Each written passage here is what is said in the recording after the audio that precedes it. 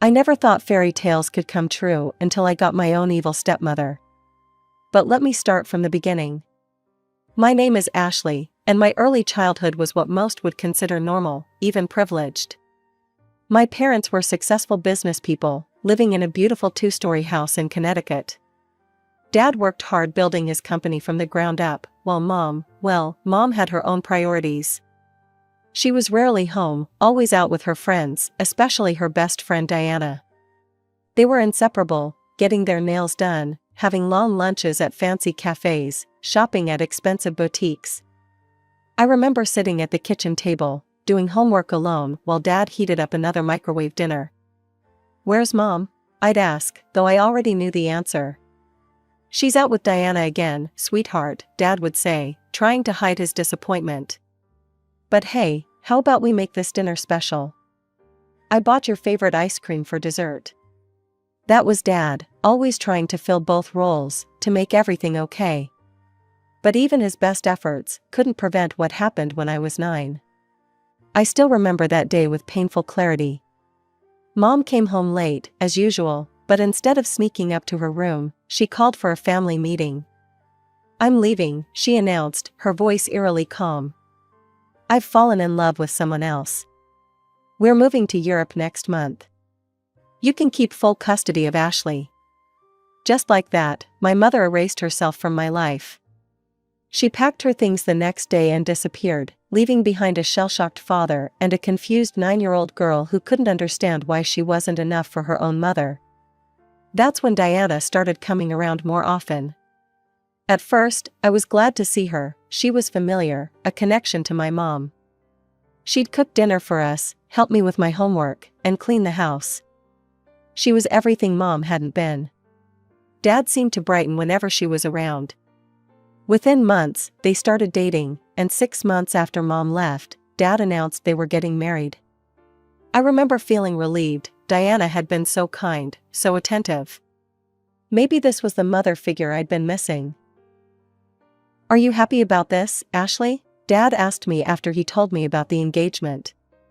"Yes," I said, nodding enthusiastically. "Diana's nice. She takes care of us." The wedding was beautiful, and Diana looked perfect in her white dress. She hugged me during the reception and whispered, "We're going to be such a happy family." I believed her. God, how I believed her.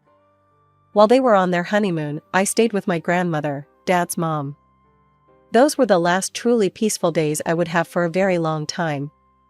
The day I returned from Grandma's house, I knew something was different the moment I walked through the door. Diana was sitting at the kitchen table, her posture rigid, hands folded neatly in front of her. Dad was there too, looking uncomfortable. "Ashley," Diana said, her voice lacking its usual warmth, "we need to talk about some changes." I sat down, still wearing my backpack from Grandma's. Dad shifted in his chair, not meeting my eyes. "Your father and I have been discussing your upbringing," Diana continued, her eyes fixed on me. "I've noticed some concerning similarities between you and your mother." "What do you mean?" I asked, my stomach tightening.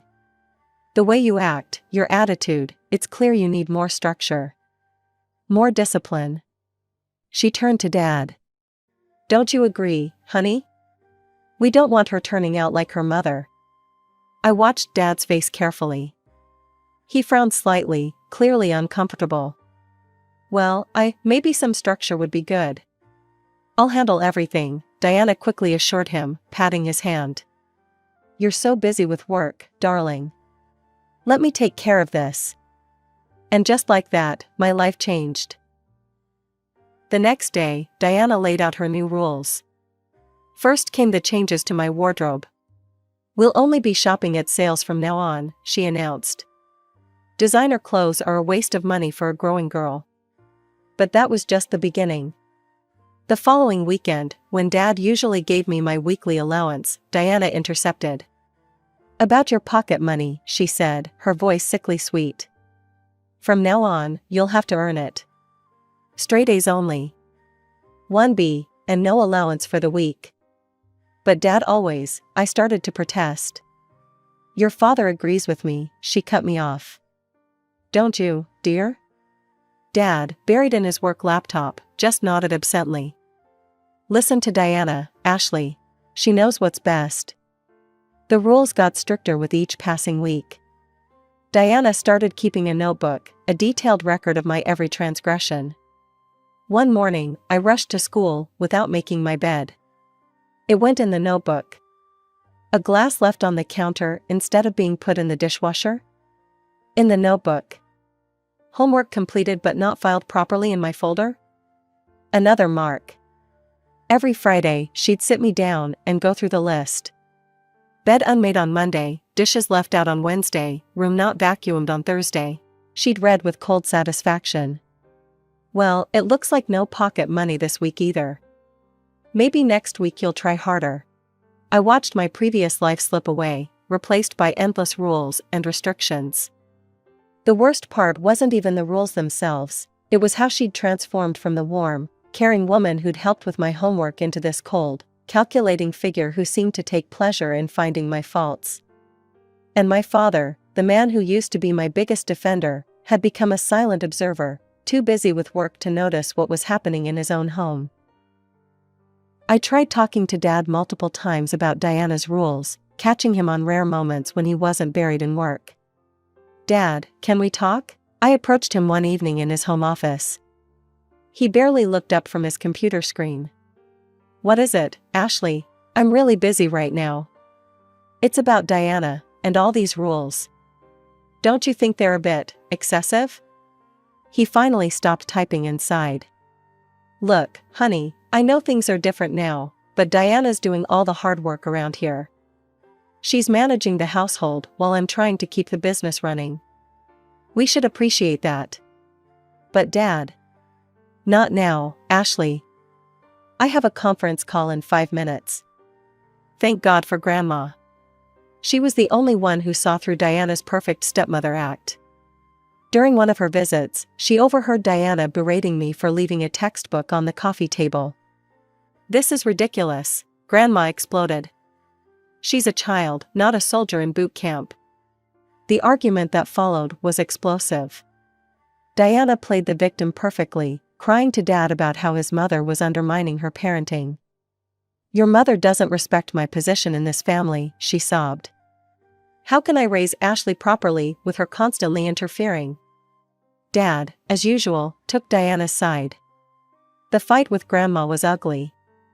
If you can't support my wife, he told her, maybe you should stop coming around for a while. Just like that, Grandma's regular visits stopped. But I found my way to her house after school whenever I could. She lived just 15 blocks away, and those visits became my sanctuary. Don't let her break your spirit, sweetheart, Grandma would say, slipping me $20. Hide this where she won't find it. I became an expert at hiding things, money, small gifts from Grandma, even my emotions. I had a loose floorboard under my bed where I kept my secret stash. Every time Diana's inspections got more intense, I'd touch that floorboard, reminding myself I had at least one person in my corner. Then came the conversation that changed everything. I was 15, heading to the kitchen for water late one night, when I heard voices from my parents' room. The door was cracked open, and Diana's words stopped me cold. She doesn't deserve to have you pay for her college, Diana was saying. You've seen how she behaves. All that attitude, just like her mother. If you keep pampering her like this, she'll end up exactly the same way, running off and abandoning her family. I held my breath, waiting for Dad to defend me. The silence stretched out painfully. Maybe you're right, he finally said, uncertainty clear in his voice. But we did promise. Promises to ungrateful children need to be reconsidered, Diana pushed. Think about it, darling. We could use that money for our future instead. I didn't stay to hear more. Back in my room, I lay awake for hours, Diana's words echoing in my head. I knew her influence over Dad would only grow stronger. If I wanted a future, I'd have to make it happen myself. That night, I made a decision. I would study harder than ever before. Every free moment would be dedicated to schoolwork. I would get a full scholarship to college if it killed me. The next 2 years became a blur of studying, extracurricular activities, and competitions. I joined every academic club I could find: debate team, science club, math club.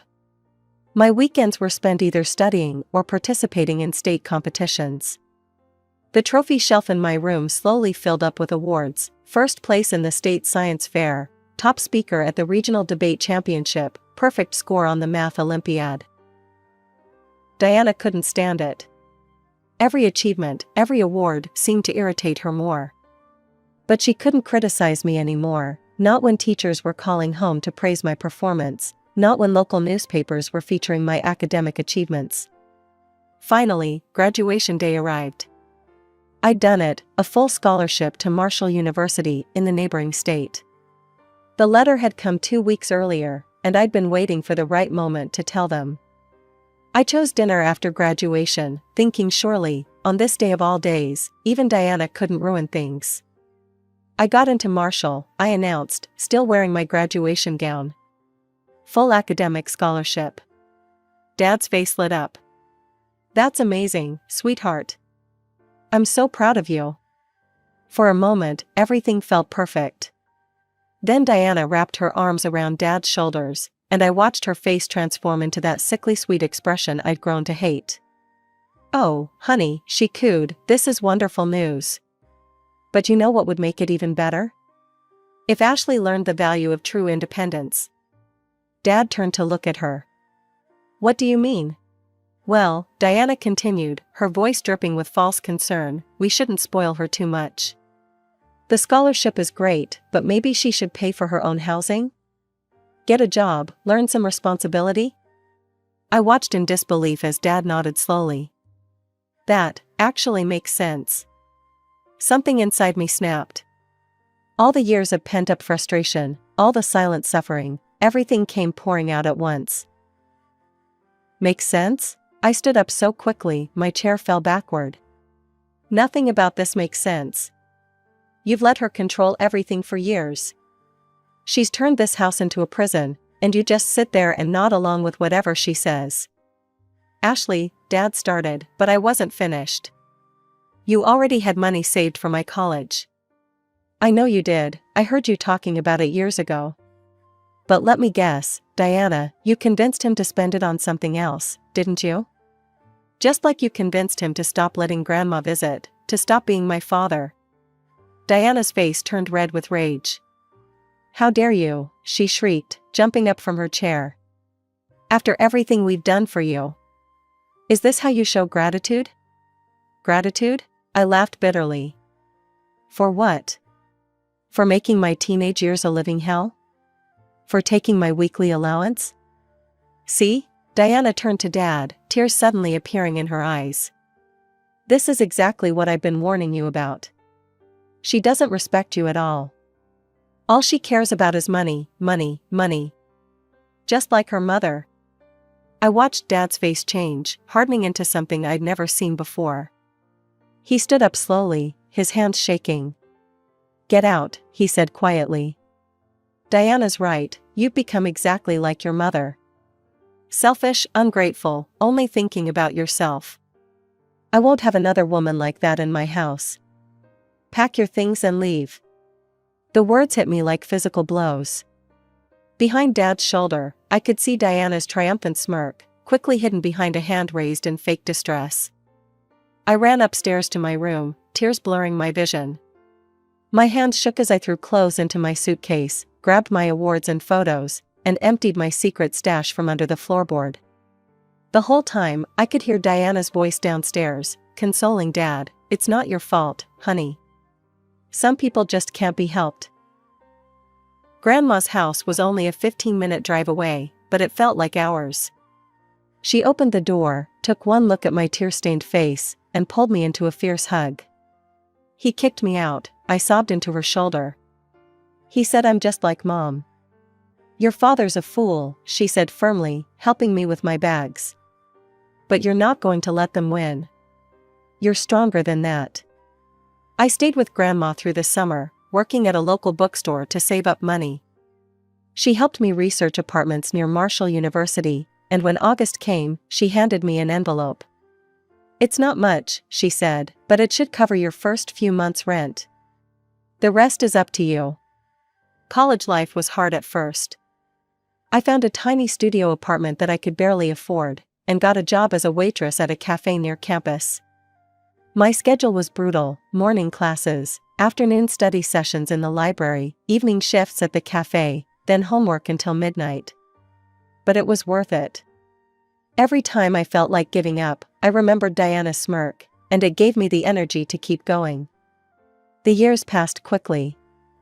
I made friends, earned top grades, and slowly built a new life for myself. My phone never rang with calls from home, not on birthdays, not on holidays, not even when I made the dean's list every semester. The only connection to my old life was Grandma, who called every Sunday without fail. After graduation, I was offered a position at Anderson & Mitchell, one of the top consulting firms in the city. The starting salary was more than enough for me to afford a nice one-bedroom apartment in a good neighborhood. I framed my diploma and hung it next to my job offer letter, tangible proof that I'd made it on my own. I met Mike at a coffee shop near my office. It was such a cliché. I literally bumped into him while rushing to get my morning latte, spilling his drink all over his suit. I insisted on buying him a new one, and somehow that turned into dinner that evening. Mike was different from anyone I'd ever met: kind, genuine, and completely devoted to his family. Meeting his parents showed me what a real, loving family looked like. After a year of dating, Mike took me to that same coffee shop where we'd met.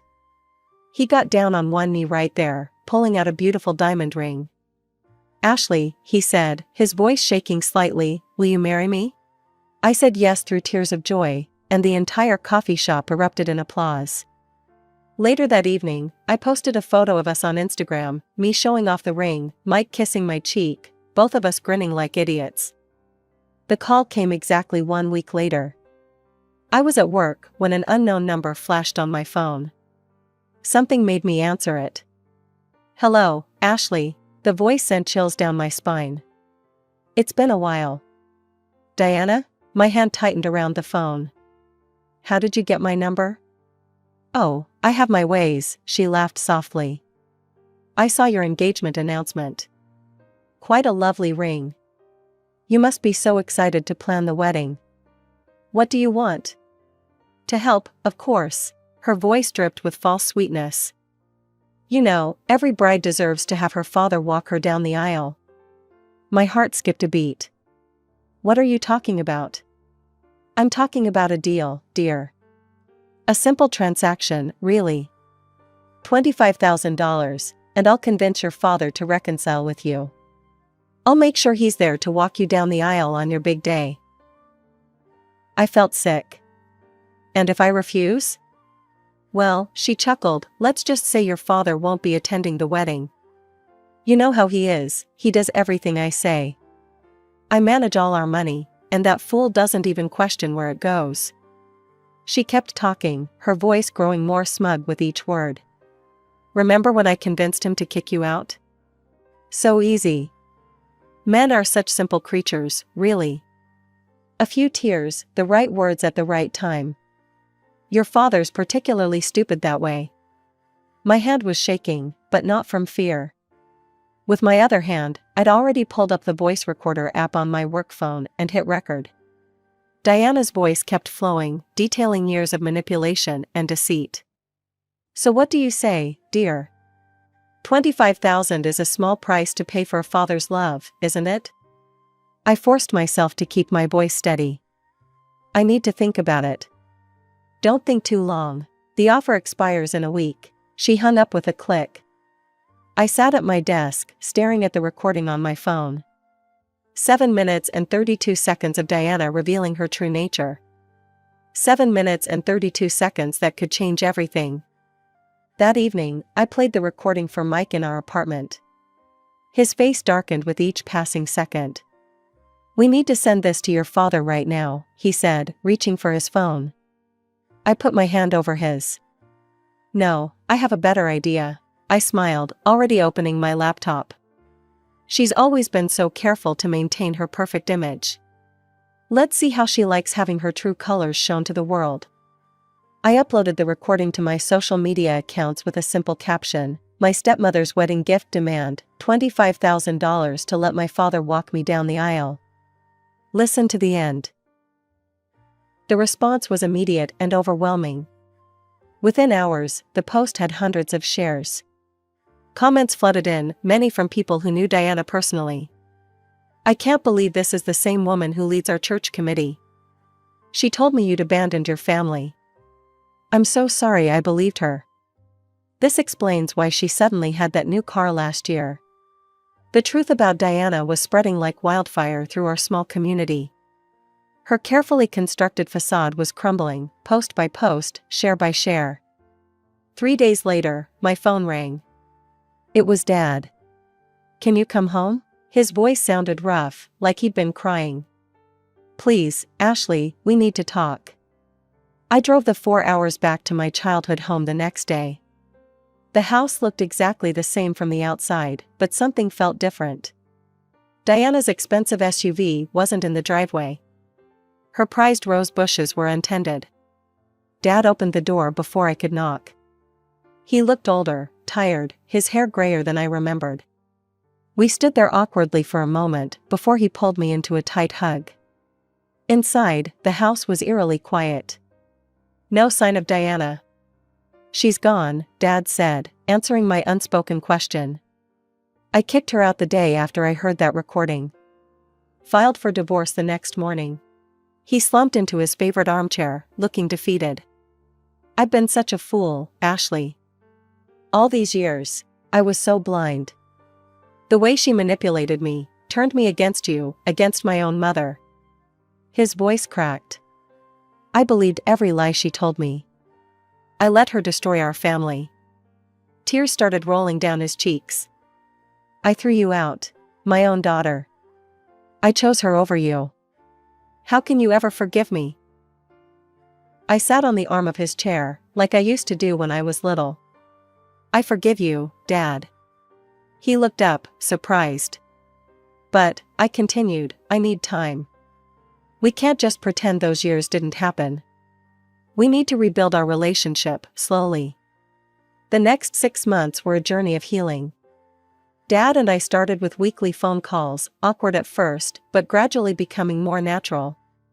We met for coffee every other weekend, sometimes just the two of us, sometimes with Mike joining us. Grandma started visiting the house again, and watching Dad rebuild his relationship with her helped me believe in second chances. Meanwhile, the divorce proceedings moved forward. Diana tried to fight for half of everything, but Dad's lawyer used the recording as evidence of her manipulation and deceit. In the end, she got far less than she'd hoped for. She moved out of state, and rumors said she was already looking for her next victim. But we never heard from her again. Dad started therapy, working through his guilt and understanding how he'd let himself be manipulated for so long. During one of our coffee meetings, he told me something that finally helped me understand those lost years. "After your mother left," he said, stirring his coffee absently, "I was so scared of failing you that I let someone else take control. I thought I was protecting you, but instead, I was just running away from my responsibilities as a father." The wedding planning brought us even closer.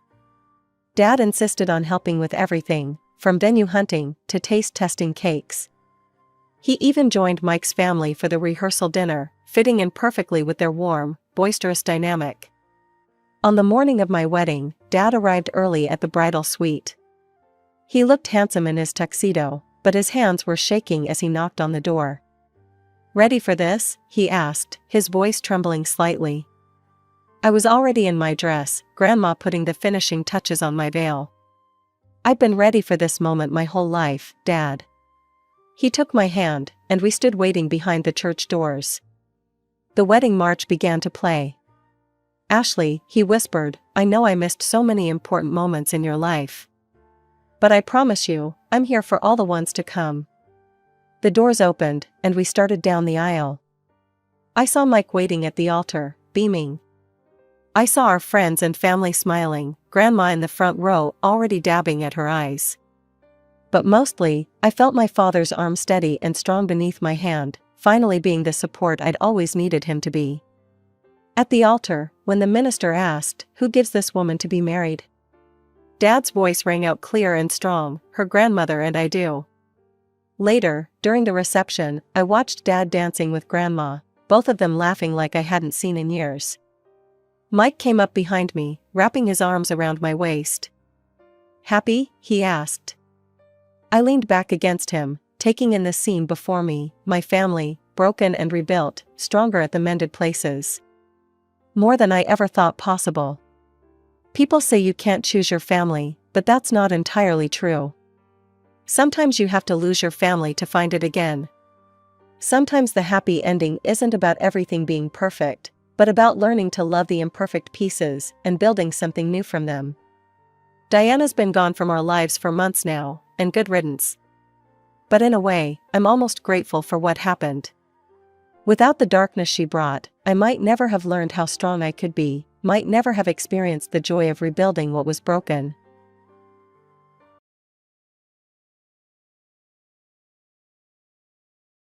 My name is Amanda Pierce, and I'm 32 years old. I was born and raised in Miami, where my life has always revolved around gems and jewelry, just like my parents and grandparents before me. Pierce Gems, our family's boutique jewelry store, is nestled in Miami's upscale shopping district. It's more than just a store, it's my entire world. While most kids spent their childhoods playing in parks, I grew up in the workshop. As others learned to ride bikes, I learned to cut stones. My dad would sit me on his lap, guiding my small hands with his big, callous ones as we crafted pieces together. "Remember, Mandy," he'd say in his gruff but kind voice, "it's not just about making something beautiful. It's about creating something that tells a story." Our family has a secret, though we're not royalty or anything like that. It's a special technique for processing gems, a technique that makes them shine like nothing else. This secret has been passed down through 3 generations, and it's what sets Pierce Gems apart. "Guard this secret with your life, Amanda," my dad told me on my 21st birthday. "It's not just our past, it's our future." And so I did. I guarded it fiercely. It was my responsibility, my burden, and my ticket to success in a world that didn't always take a young woman seriously. Pierce Gems wasn't just surviving, it was thriving. We had a loyal clientele who appreciated the unique brilliance of our pieces. Other jewelers tried to uncover our secret, but none came close. The Gemstone Society's annual gala was always a glamorous affair. But that year felt different. Maybe it was the champagne, or maybe it was the way my new emerald dress hugged my curves, but I felt electric that night. As I made my way through the crowd, nodding at familiar faces and exchanging pleasantries, the room buzzed with luxury. Designer gowns, tailored suits, and jewels that probably cost more than my first car filled the space. "Amanda, darling, you look fabulous," gushed Marjorie, one of our regular clients, as she grabbed my hands, her eyes zeroing in on the ring I was wearing. "Is this one of your new pieces? It's stunning." I smiled, pride swelling within me. "Just finished it last week. It's part of our new Midnight Sky collection." "I simply must have one," Marjorie declared. "I'll stop by the shop next week." As she fluttered off to gossip with her friends, I felt a tap on my shoulder. I turned to find myself staring into the most captivating pair of blue eyes I'd ever seen. "Excuse me," said the owner of those eyes, flashing a smile that could melt ice. I couldn't help but overhear, "You're Amanda Pierce, aren't you?" I nodded, suddenly tongue-tied. "That's me. And you are?" "Jason Ranfield," he replied, extending his hand. "It's a pleasure to finally meet you. I've heard great things about your work." Ranfield. The name hit me like a ton of bricks.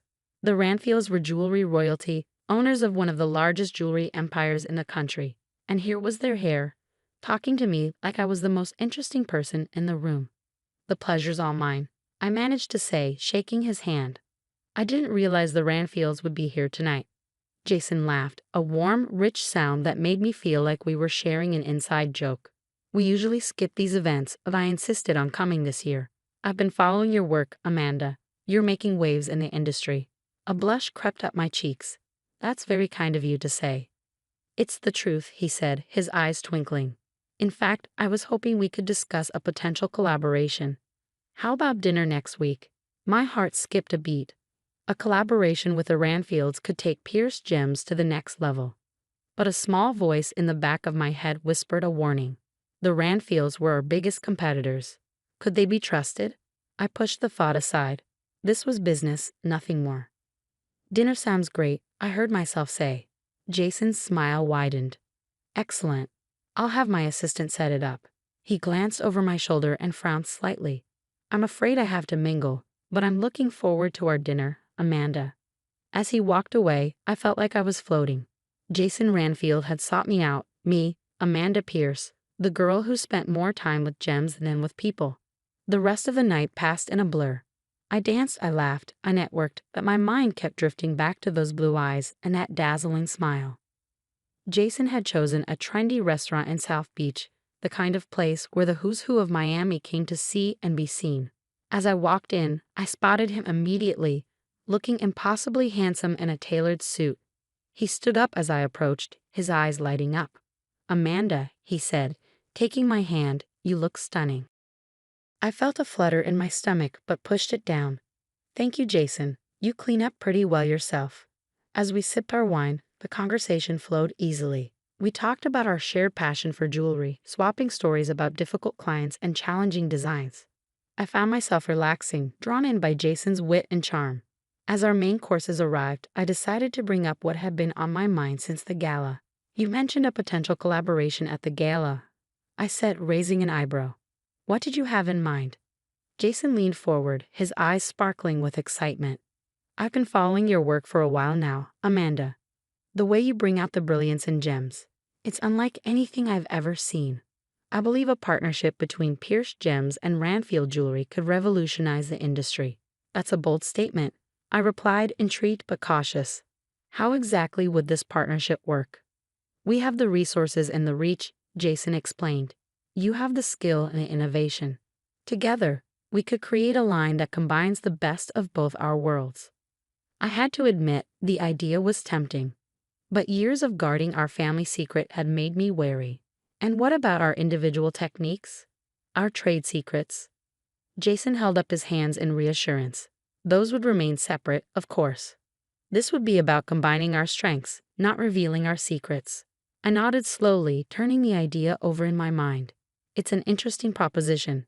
I need to think about it, discuss it with my team. Of course, Jason said with an understanding smile. Take all the time you need. I'm not going anywhere. As dinner progressed, our conversation drifted from business to more personal topics. Jason opened up about the pressures of growing up in the shadow of the Ranfield empire, the expectations that came with his family name. I found myself sharing my own experiences, the weight of carrying on the Pierce legacy.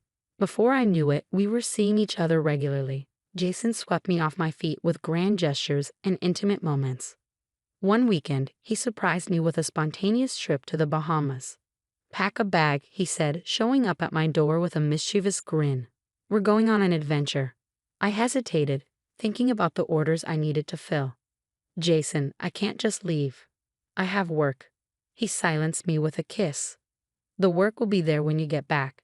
When's the last time you took a break, Amanda? I couldn't remember, and that realization made me pause. Maybe he was right, maybe I did need a break. The Bahamas were like a dream.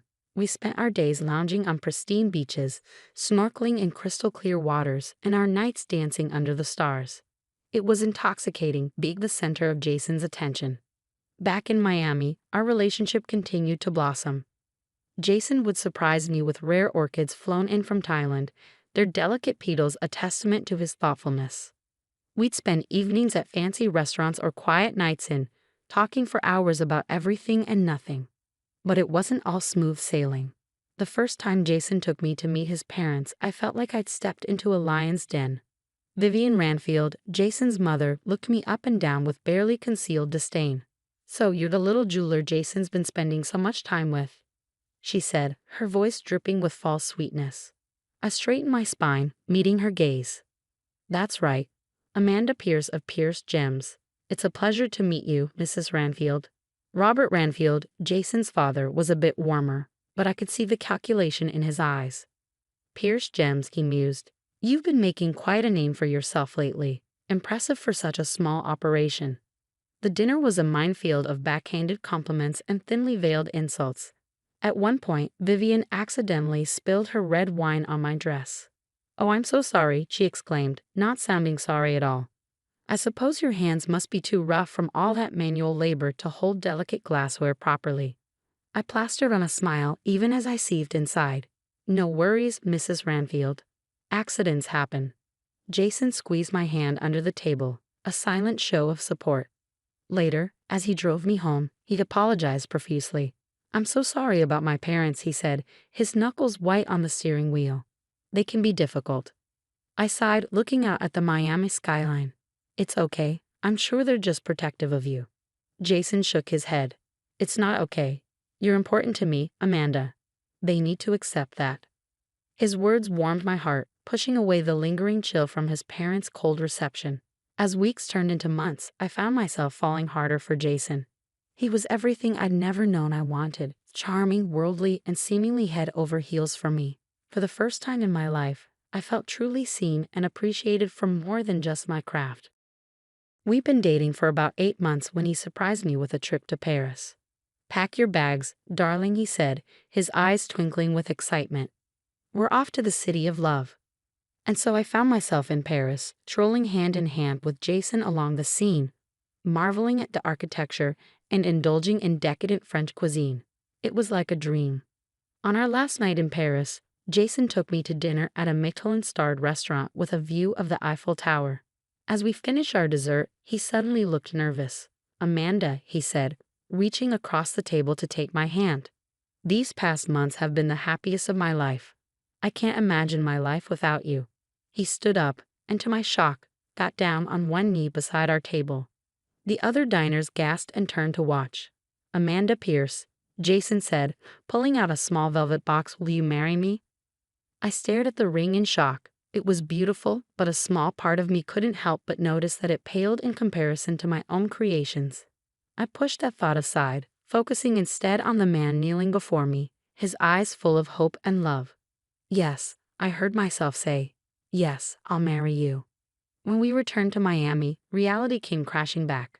Jason's parents insisted on throwing us an engagement party, and I found myself thrust into a world of high society that I'd only ever observed from the outside. The party was a lavish affair at the Ranfield mansion. As I circulated among Miami's elite, I couldn't help but feel out of place. These people lived in a different world than I did. A world of old money and ingrained privilege. Vivian Ranfield cornered me by the champagne fountain, her smile as sharp as a diamond-tipped saw. "Amanda, darling, I must say, we were all quite surprised when Jason announced your engagement. It's not often a Ranfield marries outside our social circle." Before I could respond, Jason appeared at my side, placing a protective arm around my waist. "Mother, I hope you're not giving Amanda a hard time." Vivian's smile didn't reach her eyes. "Of course not, darling. I was just welcoming Amanda to the family." Later that night, as Jason and I slowed dance under the crystal chandeliers, he leaned in close. "I have an idea," he whispered. "Why don't you make a special piece for my mother as a peace offering? Show her what you can do." I hesitated. The Pierce family secret wasn't something I shared lightly, even with my fiancé. But maybe Jason was right. Maybe this could be a way to bridge the gap between our two worlds.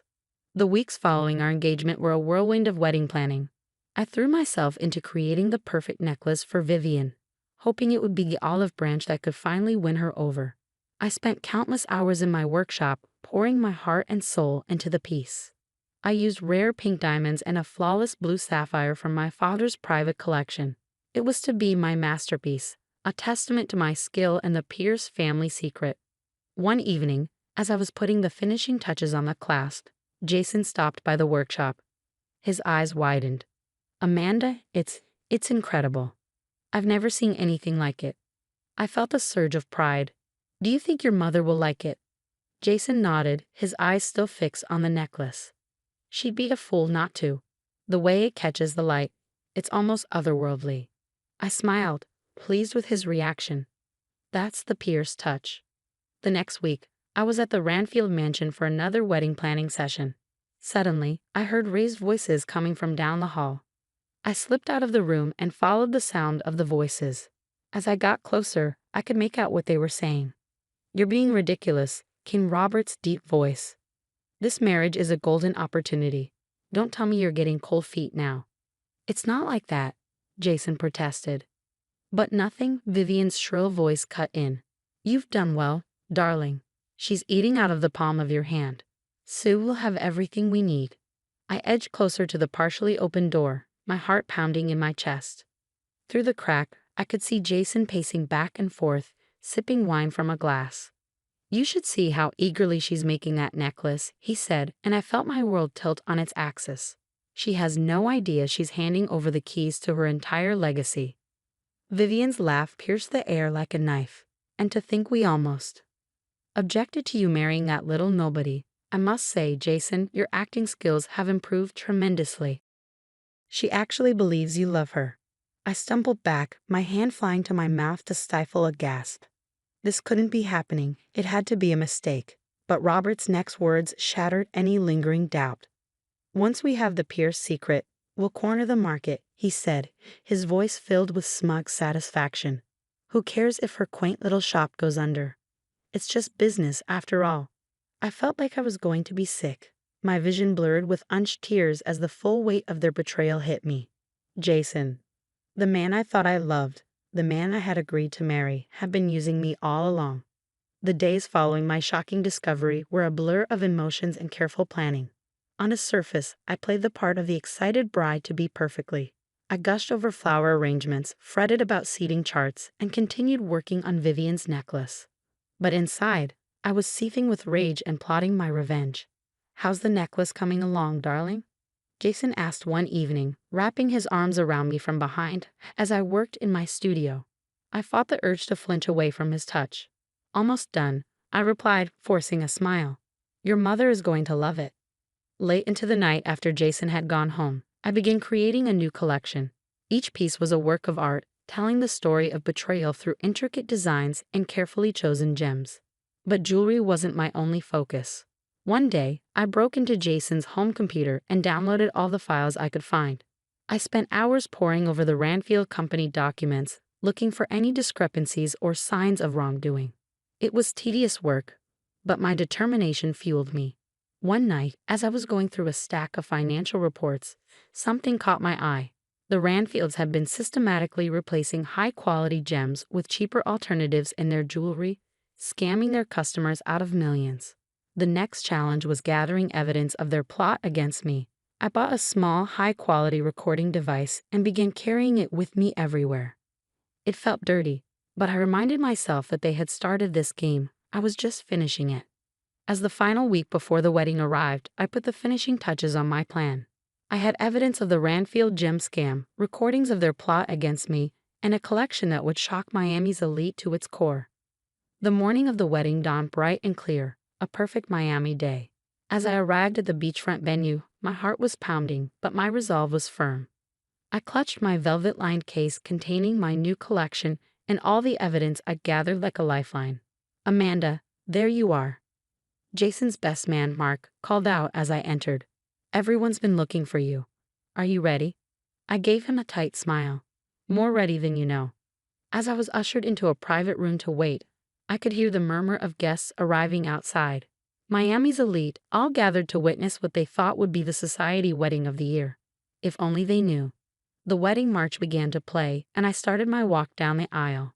Faces turned to watch me, smiling and expectant. I saw Vivian and Robert in the front row, looking smug and satisfied. Jason waited at the altar, beaming at me. But they had no idea what was coming.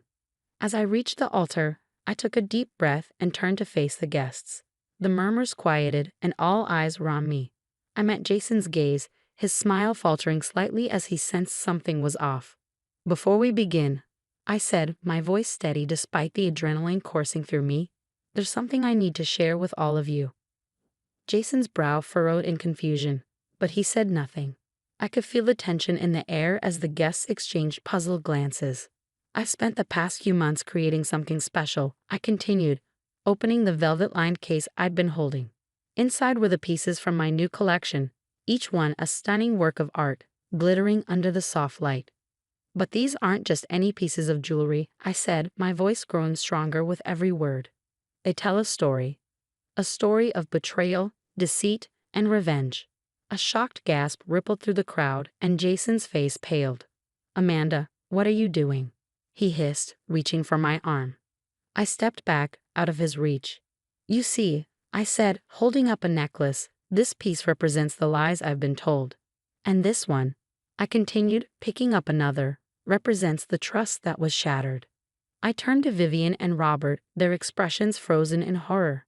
And this one, I said, lifting the final piece, is a testament to the lengths some people will go to, all in the name of greed. The silence was deafening. I could feel the weight of every eye on me, the shock and disbelief radiating from the crowd. But there's more, I said, reaching into the case and pulling out a small stack of documents. Here's the proof of how Ranfield Jewelry has been scamming its customers, replacing high-quality gems with cheap knockoffs. And here, I added, holding up the recording device, is the evidence of how Jason and his parents planned to steal the Pierce family secret. Jason's face turned an alarming shade of red. Amanda, you don't understand. Oh, I understand perfectly. I cut him off, my voice cold as ice. This wedding is over, and so is your charade. With that, I turned and walked back down the aisle, the shocked silence of the crowd ringing in my ears. As I reached the doors, I glanced back one last time, taking in the stunned faces of Jason, his parents, and the entire Ranfield family. Then, without another word, I walked out, leaving a life I almost stepped into behind me forever. But as I reached the altar, instead of taking Jason's hand, I turned to face the assembled guests.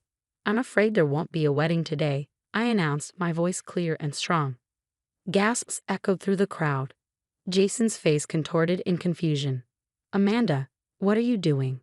I ignored him, addressing the guests instead. Instead, I'll be unveiling my newest collection, The Art of Betrayal. With that, I opened my case and began to pull out the pieces one by one, explaining the symbolism behind each one. The snake bracelet represented deceit, the shattered diamond ring symbolized broken trust, and the color-changing teardrop earrings reflected the shifting nature of lies.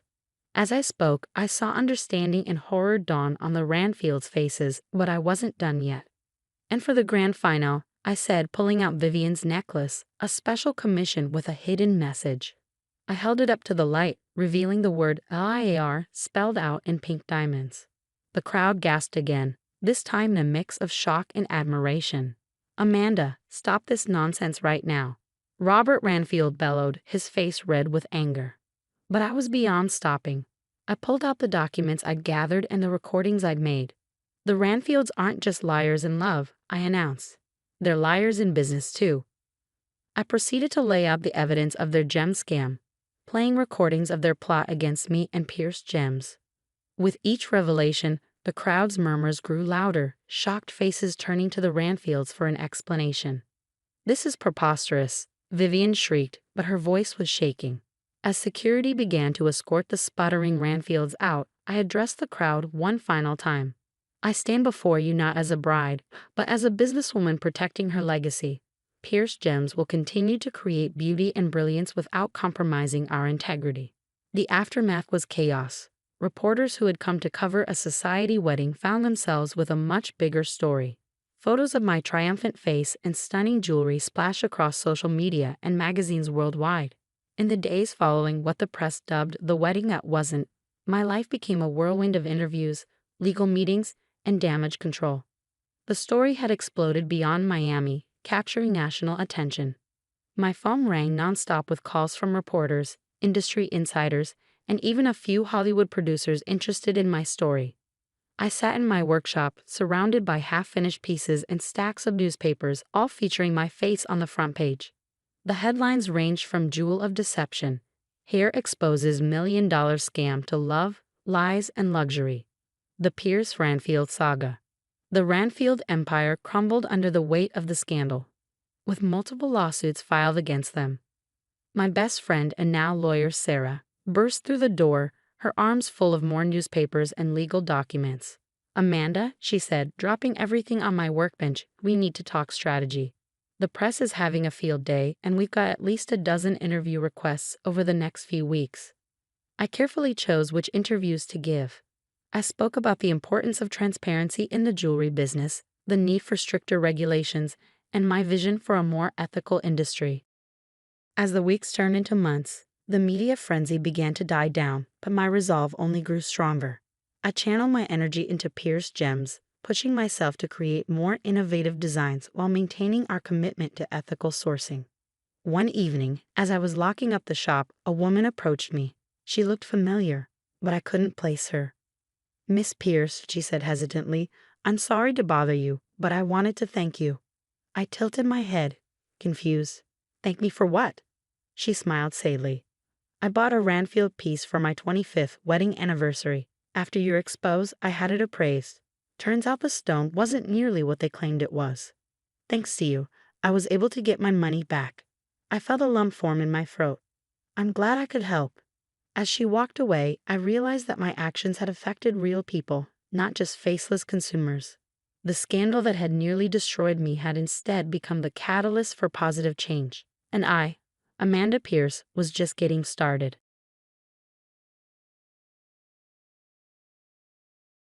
Hi, my name is Hannah, and I'm 30 years old. I own and run a fancy steakhouse. Both of my parents were steak chefs, so I grew up watching them cook amazing steaks that always made people happy. Inspired by them, I decided to follow in their footsteps. After years of hard work, I finally became a steakhouse chef, and 3 years ago, I even opened my own steakhouse. It's a great place, not just because of the steaks and wine, but also the atmosphere. Thanks to the skills my parents taught me, like how to cut and cook the meat, our restaurant is really popular. We usually have a long line of people waiting to get in, and it feels so good to see our customers smiling and enjoying their meals. But lately, something's been bothering me. One day, while I was busy cooking in our crowded restaurant, my friend Kimberly, who also works here, pointed out a group of people. It was my mother-in-law, Amanda, along with my husband Kevin's brother and sister. They were making a mess and acting like they knew everything about food. This wasn't the first time they'd been here. But the worst part? After they finished eating, they tried to leave without paying. Matthew, another friend from culinary school who works with me and is also Kimberly's brother, confronted them. My mother-in-law had the nerve to say they don't need to pay because the restaurant belongs to her son's wife. The argument got heated, and in the end, my in-laws left without paying, right in front of other customers. This has been a huge problem for me. My mother-in-law thinks she and her family can eat for free just because I'm married to her son. They've even left without paying before, and now customers are starting to notice. Since that incident, our customer traffic has dropped, and I'm worried about the future of the restaurant I've worked so hard to build. After 2 months of stressing over this, my mother-in-law called me again, asking to reserve the entire restaurant for 20 people. She didn't even let me respond before hanging up. I'm at my wit's end with this situation, and it's making things worse for my business. But I couldn't just ignore a reservation, so I briefed Matthew, Kimberly, and the rest of the staff about the situation. We prepared for the big reservation, and I even contacted someone for help. That night, my mother-in-law showed up at the restaurant with not just my brother-in-law and sister-in-law, but also 17 other relatives. As we served them the meal, including steaks, we kept a close eye on my mother-in-law. At one point, one of the relatives nervously asked her if it was okay to eat at such a fancy place. "Of course, darling. We're family, so it's all you can eat," my mother-in-law replied, completely ignoring my concerns. She even called out to me in the kitchen, saying they didn't need to worry about paying. "If I was going to pay, I'd go to a place with a real chef," she added, encouraging the others to dig in. My uneasy feeling grew stronger. Up until now, I had been hosting them out of respect because they were my husband's family. But causing a scene, offering no apology, and then saying they'd go somewhere else if they had to pay for 20 people. Unbelievable. An hour later, just as I expected, my mother-in-law, now full, said, "I'm stuffed. Let's head back," and tried to leave without paying, laughing with her relatives. I couldn't let this slide. Matthew, Kimberly, and I blocked their path. "Wait a minute, if you're leaving after eating, you need to pay the bill," I said firmly, glaring at her. She just smiled and brushed it off. "What are you talking about? We're family." "And your point is, do you think that's some magic phrase? Normally, you pay for what you eat no matter where you are," I replied. "Well, yes, normally, but think about it. When we come to your house and you feed us, we don't pay, right?" she retorted. "That's true, but where do you think you are now? This isn't a friend or family's home. It's a legitimate restaurant," I continued, holding back my anger. "So what? Whether it's a shop or not, it doesn't change the fact that it's my daughter-in-law's place. Charging money just because the location is different makes no sense, she said, completely dismissing my point. Seeing that she had no intention of changing her attitude, and with everyone, including Matthew, Kimberly, and the other staff members, getting increasingly angry, I decided it was time to reveal the truth I had been hiding. Amanda, clearly you're not listening. Do you know that right now, I'm single? I said. My mother-in-law's laughter stopped and her face went blank. My brother-in-law, sister-in-law, and the other relatives were equally stunned. A few seconds later, my mother-in-law burst out laughing again. What are you even talking about? There's no way Kevin would divorce you without telling me. It's no lie. We are really divorcing, which means you and I are no longer part of the same family, I explained. Huh? Then why didn't Kevin say anything until now? She asked, still in disbelief.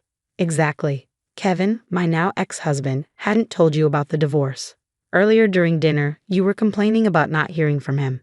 Well, Kevin didn't want to contact you because you two don't get along. He even told me not to say anything when we were divorcing. He said he'd tell you when the time was right. At this, my brother-in-law, sister-in-law, and the other relatives were visibly disturbed. That's when Matthew took the opportunity to speak up. That said, your bill comes to $3,000 for all 20 of you. At the mention of $3,000, my mother-in-law and the others were stunned. A wave of shock spread among them. What? There's no way we can pay that on the spot. Why is it $3,000 for a steak dinner that we could have had at home? The nerve. If anyone should stop, it's you. Plus, our steaks aren't the kind you eat at home. We source the meat every morning and maintain it at the right temperature. $3,000 for that is fair, I replied. My mother-in-law tried to laugh it off with a malicious smile, but her relatives gave her awkward glances. Growing more frustrated, Matthew, followed by Kimberly, finally spoke up. As the manager said, we are a steakhouse. We don't offer all-you-can-eat or drink specials, and our prices per item aren't cheap.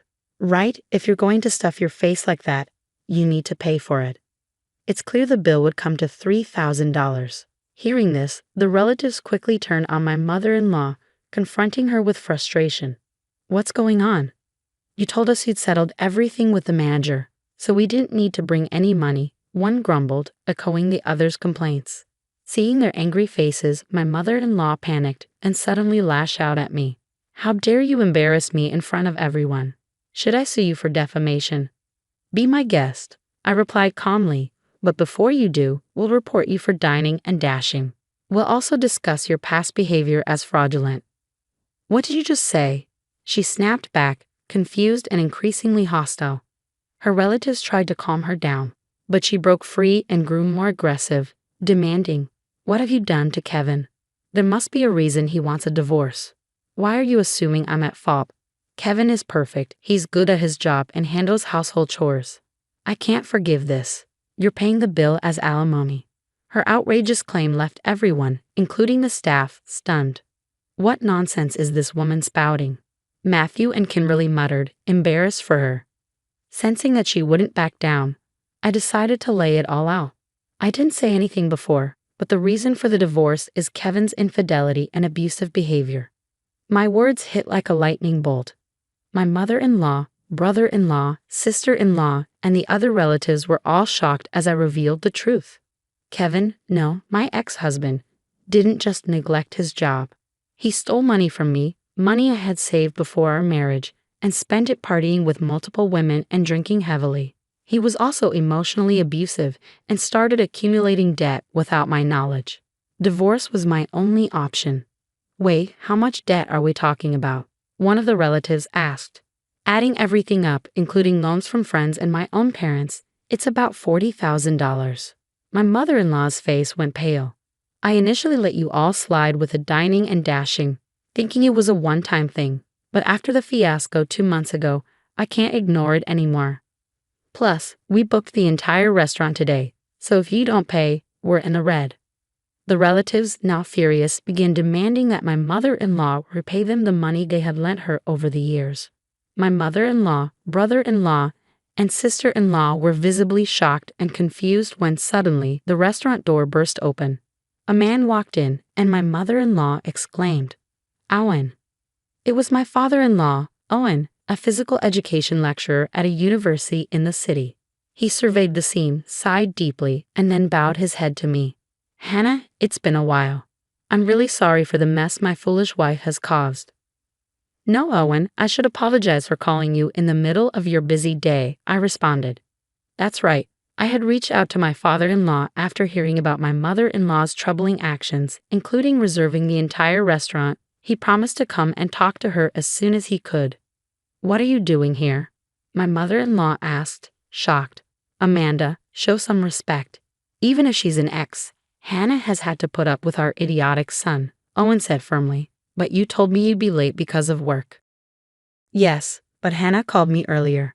I was teaching at the university, so I couldn't leave immediately. He sighed again.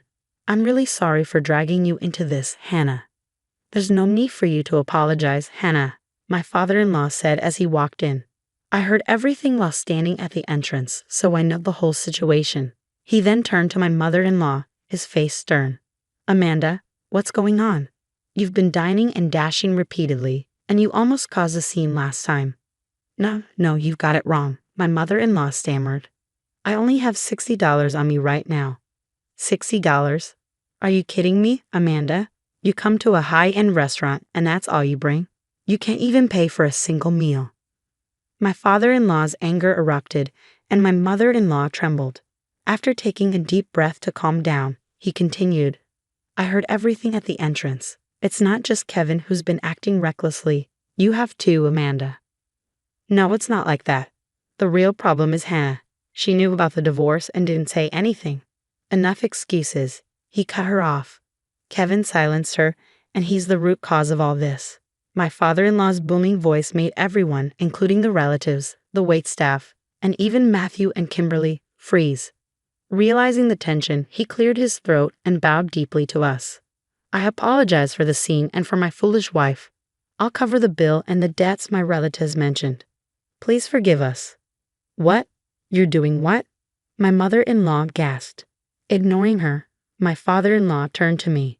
And regarding the alimony for Kevin's divorce, I'd like to discuss it later. I also bear responsibility for my son's actions. There's no need, I replied. Kevin's existing debts are already taken as alimony, so please don't worry. He bowed deeply again and then turned to my mother-in-law. I said I would cover the costs for now, but you will pay it back later with your own earnings. My mother-in-law, along with my brother-in-law and sister-in-law, was utterly shocked. My father-in-law declared that since they had been dining and dashing with her, they were equally guilty. He cut ties with all of them that day. Later, my father-in-law paid the $3,000 for that night's meal, $14,000 for past dining and dashing, and around $10,000 for my mother-in-law's debts to relatives, a total of $27,000. It turned out that some of her debts were due to dining and dashing at my restaurant, but she had also been financially supporting a younger man.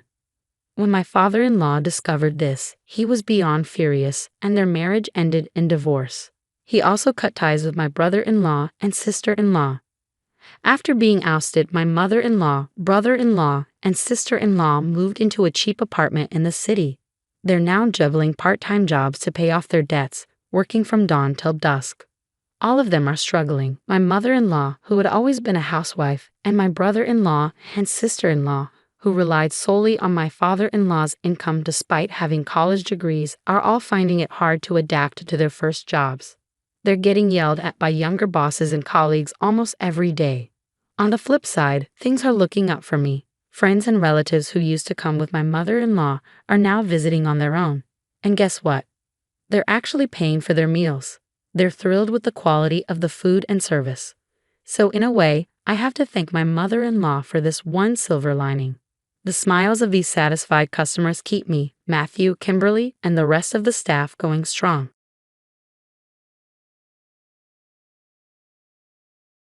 As I overhear the conversation, I glance over at my daughter-in-law, Cheryl, who seems completely stunned. Cheryl looks panicked, clutching an apple, her eyes darting between my husband and son as they continue their discussion. I can feel my anger starting to rise. My husband and son wrap up the conversation, making their point clear to Cheryl. When I lock eyes with her, she's trembling, and the apple slips from her hand. Ignoring her distress, I ask firmly, could you call them back? Cheryl, on the verge of tears, dials my husband again.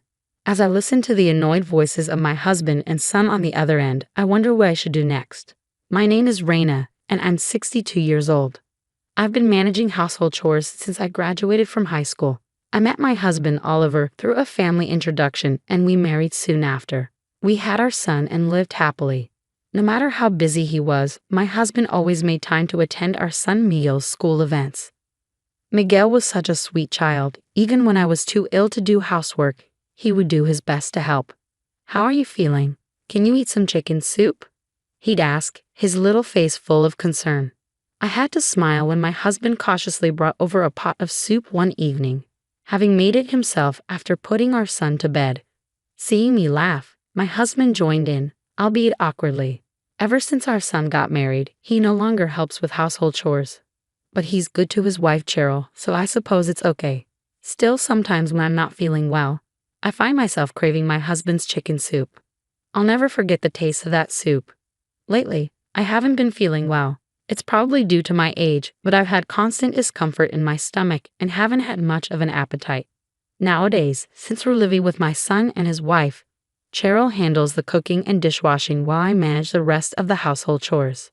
I can't complain since I'm relieved from most of the cumbersome tasks, but recently, I've been feeling feverish and usually lie down on the sofa after finishing the laundry. Just then, my husband walked into the living room. Feeling sluggish, I couldn't get up, so I watched him carefully. Ignoring me, he walked past the sofa, went to the kitchen table, and started making coffee. The strong aroma of freshly brewed coffee made me cough involuntarily. Hearing that, my husband clicked his tongue softly and hurried out of the living room once his coffee was ready. It's sad, but lately he's been so cold towards me, like I'm a burden to him. I can't pinpoint when things started going wrong, but somewhere along the line, this is what we've become. Thinking of how caring he used to be made tears well up in my eyes, and I gently wiped them away with my sleeve. Tonight's dinner is meatloaf, but given my poor health, I opted for chicken soup. I'm fully aware of the hassle it takes to prepare a separate meal for one person, but lately I can't stomach the same food as everyone else. Yet Cheryl, my son's wife, made me chicken soup without a hint of complaint. What a blessing she is to our family. "Mom, chicken soup again?" Cheryl's gone through the trouble to make a nice dinner. "Isn't it rude not to eat it?" Miguel said, his tone slightly accusatory. "Don't say that, Miguel. I'm sure Raina feels bad enough as it is," Cheryl interjected with a chuckle. I smiled weakly and let her comment slide. Though Cheryl can be blunt at times, she's an excellent cook and very considerate. Today's chicken soup was clearly made with my health in mind. She even added a touch of citrus zest to stimulate my dwindling appetite. As everyone else happily chatted and dug into their meatloaf, I sipped my chicken soup. Suddenly, I paused. The soup tasted strange, almost chemical. At first, I thought it was the wax from the citrus zest, but even after avoiding it, the taste persisted. I couldn't help but furrow my brows, catching my husband's attention, who responded with a stern look. Despite feeling guilty towards Cheryl, something was definitely off. I left most of my plate untouched, and Cheryl noticed. With concern in her voice, she asked, "Didn't it taste good?" Feeling cornered, I lied, saying I wasn't feeling well, and let the moment pass. But deep down, I wondered, what did I do wrong? Days passed, and I began to feel a bit better. Since Cheryl and my son had plans to go out, it was my turn to cook. Eager to finally get out of the house, I decided to go shopping, but my body still felt sluggish, likely from being bedridden due to my recent illness. Thinking it was just a lack of exercise, I chose to walk to the nearby supermarket. While waiting for the traffic light to change, a sudden chill ran through my body and my vision went dark. Instinctively, I squatted down, but soon found myself sweating profusely, unable to move. Passers-by glanced at me curiously as they walked by, but I couldn't get up.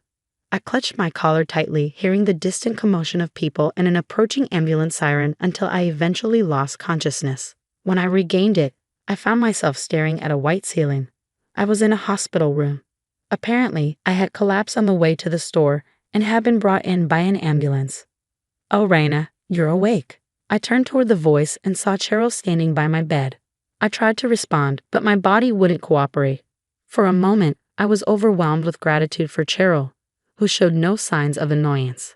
But as I looked up to thank her, something about Cheryl's face seemed different. Something I couldn't pinpoint, but it scared me. Cheryl didn't notice my discomfort. She took an apple from the fruit basket she had probably brought for me. Raina, you haven't been eating well lately. It's probably malnutrition. Eat this and get better soon, she said, peeling the apple with a fruit knife. Suddenly, a phone rang. I wondered whose it was for a moment, then realized it was Cheryl's. I knew I shouldn't, but I glanced at the screen. My husband's name was displayed. Cheryl, your phone's ringing, I said. Oh yes. Can you put it on speaker? My hands are full, she replied, hesitating for a second, but then quickly continuing to peel the apple. Doing as she asked, I answered the phone and pressed the speaker button. How is she? My husband's voice came through the speaker. She just woke up. I'm peeling an apple for her right now, Cheryl responded. You're conscious again. What stamina you have? What's going on? You're awake already? My husband continued. From the start, the conversation felt off. Not quite what I expected from people who were supposedly worried about me. My husband and son's words made me uneasy. Didn't expect her to wake up this soon. Did we mess up somehow? My husband asked. Hey Cheryl, you've been skimping on the detergent lately, haven't you? Should we add a bit more detergent? My son chimed in. What on earth are they talking about? I looked over at Cheryl. She was holding the apple, her face pale and trembling. Seeing her expression, it suddenly clicked for me. They've been adding detergent to my meals. Cheryl had been watching my expression change, and finally she dropped the apple she was holding. Meanwhile, the conversation between my husband and son continued unabated. Even if we fix the detergent ratio, maybe just mixing it into the food isn't enough, my son said. Yeah, I'd like that insurance money sooner rather than later. Maybe we should mix it into her drinks next time. It's amazing she hasn't noticed, my husband added. She won't notice. This is someone who doesn't even realize she's despised. My son laughed heartily. As I ended the call, I clenched the bedsheets, biting my lip. How did things turn so dark? Why must I suffer this way at the hands of my husband, son, and even my daughter-in-law? What did I do to deserve this? There were no answers, no matter how much I thought about it. I shot Cheryl a fierce glare. She was trembling, probably never expecting their plot would be revealed like this. Cheryl began to panic, fidgeting with her hands. Seizing the moment, I quickly pulled my cell phone from my bag, opened the recording app, and said, "Call them again." What? Call my husband again? Cheryl stammered, overwhelmed by the urgency in my voice. Now, I insisted, and reluctantly, Cheryl dialed the number. After a few rings, the call connected. What's up, Cheryl? Did she finally kick the bucket? My husband sneered on the other end. I could hear my son casually talking in the background, adding, "Don't worry, we'll split Mom's insurance money evenly. Actually, you'll get a bit more for all your trouble. Yeah, adding detergent to her meals is no small feat. You deserve it." They both laughed heartily before hanging up. I stopped the recording and glared at Cheryl. Realizing she was cornered, she weakly lowered her arms and looked up at the ceiling, accepting her fate. I grabbed Cheryl by the shoulders and pressed her for answers. With nowhere to turn, she finally broke down and confessed everything. She revealed that my husband and son had become addicted to gambling, often going out together, but their constant losses led them into deep debt.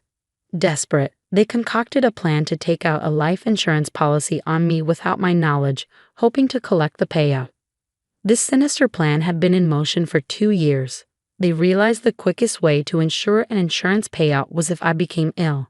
So they devised a scheme to slowly poison me by mixing detergent into my food. Cheryl explained that around 2 years ago, she suddenly took over meal preparation. At first, I offered to help, but Cheryl strongly refused, insisting on doing it all herself. Now I understood why. If I had been involved in preparing the meals, it would have been difficult to slip detergent into my food without being caught, which would have ruined their entire plan. Cheryl then dropped another bombshell. The masterminds behind this plot were Oliver and Miguel. They had assured her the plan would work. Hearing this, I couldn't just sit there. Pretending I needed to use the bathroom, I quietly slipped out of the hospital. Initially, I thought about going home to confront my husband and son, but that wouldn't be enough to satisfy me. I decided on a different course of action. I immediately sought out a lawyer after leaving the hospital. Fortunately, it didn't take long to find a law office. I quickly went in and explained my situation. At first, the lawyer was skeptical, but after I played the recording from earlier, His expression changed dramatically. He advised me to contact the police, but I told him there was something else I wanted to do first. We proceeded with the necessary paperwork, and with everything in place except for what I needed from my husband, I set out again, this time with my lawyer. Our next destination was the police station. I began by explaining the whole situation. The police were just as skeptical as the lawyer had been, but as soon as I provided the recording and the lawyer's explanations, they swung into action. Shortly after, a female officer accompanied me back to the hospital, while the lawyer headed to my house with the police. Upon returning to the hospital, Cheryl was still there. The police immediately took her into custody. I felt a brief sense of relief without Cheryl around, but I couldn't fully relax, worried that my husband and son might burst into the hospital room at any moment. I went through cycles of lying down and getting up from the bed, unable to find peace. Eventually, a nurse came to check on me. I had to explain everything, but the conversation distracted me a bit. The nurse was shocked by my story and seemed utterly speechless. She remembered the policewoman and Cheryl leaving earlier, and then went back to the nurse's station to process my admission for the day. I can't say how much time had passed, but eventually, a different pair of police officers arrived in my hospital room. Worried that my husband and son had escaped, I anxiously listened to their update, fighting back tears. To my surprise, they informed me that my husband, son, and Cheryl had all been safely arrested. When the police initially entered my home, neither my husband nor my son was present, leading them to suspect they had fled. But in reality, they were just out gambling and were arrested after being questioned by police patrolling the area. I couldn't believe their nerve, gambling while I was being rushed to the hospital.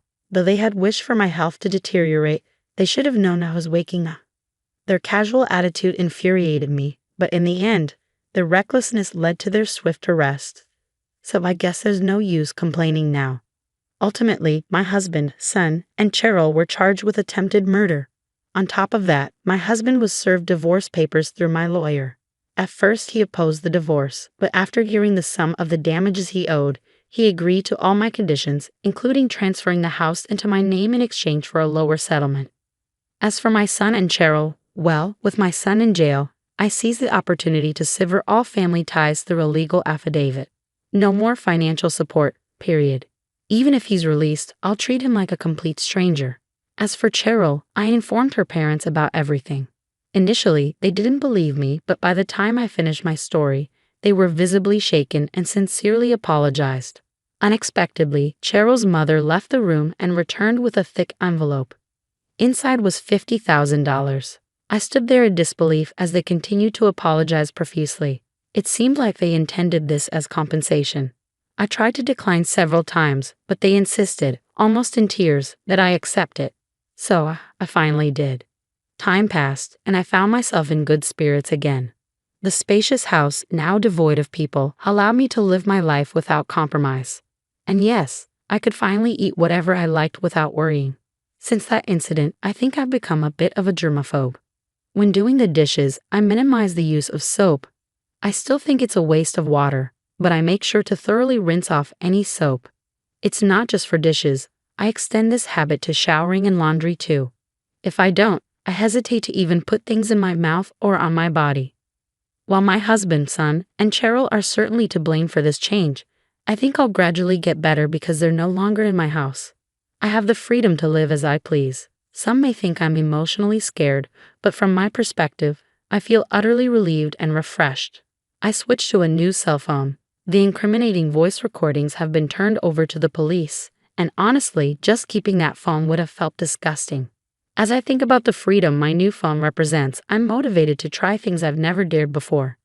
Maybe I'll get into the trending world of cooking live streams.